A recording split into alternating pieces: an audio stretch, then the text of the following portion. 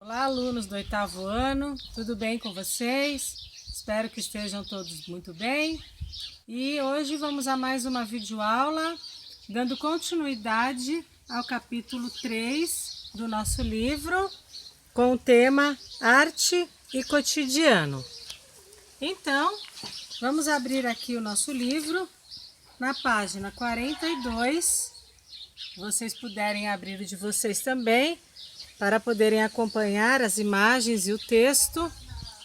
E na página 42, o assunto é as cores da emoção. As cores, né? São os principais componentes para se compor uma obra, não é verdade? Através dessas cores, o artista ele pode dizer muita coisa. Então aqui na página 42 o texto diz o seguinte: certamente você já ouviu falar e até mesmo deve ter visto algumas obras mais conhecidas do pintor Vincent van Gogh. Vocês devem se lembrar que eu sempre falo dele nas nossas aulas, né?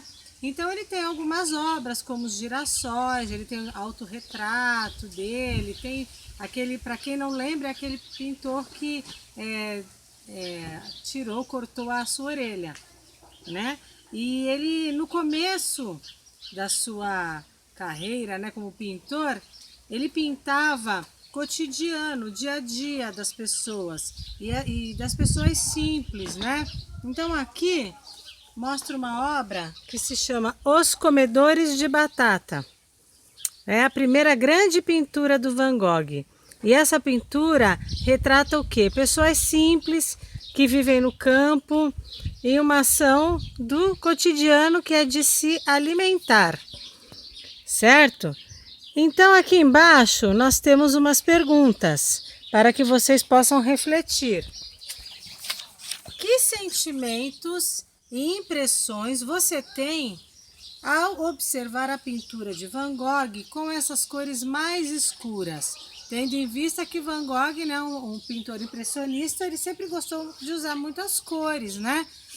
Mas no caso dessa pintura, as cores escuras, sombrias. Então, que sentimentos e impressões vocês têm observando uma pintura assim, com essas cores? O que vocês sentem? E a segunda, em sua opinião, por que o artista escolheu essas cores para pintar a sua obra? Para você, as cores podem influenciar na percepção de uma pintura ou desenho? O que vocês acham? Então ficam essas questões para que vocês façam uma reflexão e depois usem isso na nossa atividade prática, ok? E dando continuidade, na página 43, talvez você esteja se perguntando onde estão as cores vivas, os amarelos e azuis que Van Gogh tanto usava. Nessa obra, o artista fez uso de tons terrosos, mais sombrios e rebaixados, muito característico de seus primeiros trabalhos como pintor, para representar a família de camponeses, como havia dito no começo. Essa escolha pode ser interpretada como uma denúncia da condição da pobreza e fome no qual os trabalhadores rurais se encontravam. Então, o que a gente pode pensar?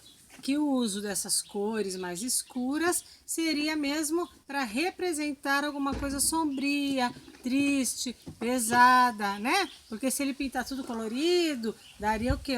Um aspecto mais festeiro, mais alegre, e não era a situação que aquelas pessoas se encontravam e aquilo que ele queria representar. E aí nós temos uma atividade na página 43, que eu gostaria que vocês fizessem no livro. A atividade diz assim: observe os detalhes da obra, essa que nós acabamos de falar, os comedores de batatas, e relacione-os às suas respectivas descrições. Então aqui embaixo, aqui em cima, né, nós temos algumas figuras da obra em separado, e depois aqui embaixo nós temos alguns textos, algumas descrições. Então vocês vão relacionar, tá, com o que corresponde.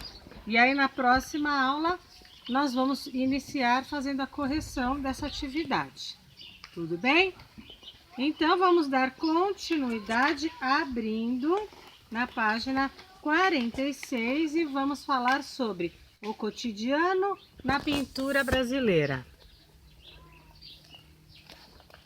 O cotidiano também foi tema da pintura brasileira. Estávamos falando de Van Gogh, agora vamos falar sobre a pintura brasileira. A partir do século XIX, alguns artistas passaram a buscar novos caminhos para expressar suas emoções e sua visão de mundo.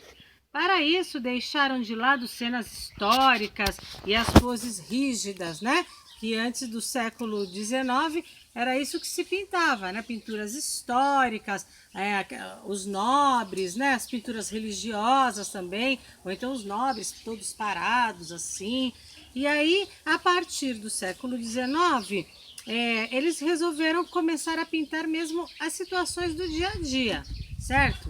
Então, para isso, né, deixaram de lado as cenas históricas e as poses rígidas, como eu já falei, dos membros da nobreza, para retratar o povo brasileiro em seu cotidiano, com gestos mais naturais e cores vivas. Então, aqui temos 3 obras, né? Um do Almeida Júnior, Cena de Família, certo? De Adolfo Augusto. Aqui, Abigail de Andrade, Estendendo a Roupa. E aqui do Oscar Pereira da Silva, Criação da Vovó.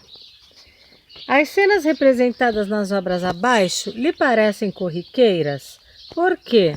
Então, mais uma questão para se refletir, não precisa responder por escrito.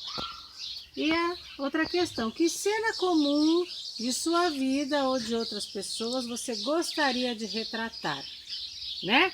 Então, essa segunda questão vocês vão utilizar para a nossa atividade prática, que está aqui na página 45. Vou fazer a leitura e a explicação, tá? O que é que vocês vão fazer? Vamos fazer nosso retrato do cotidiano.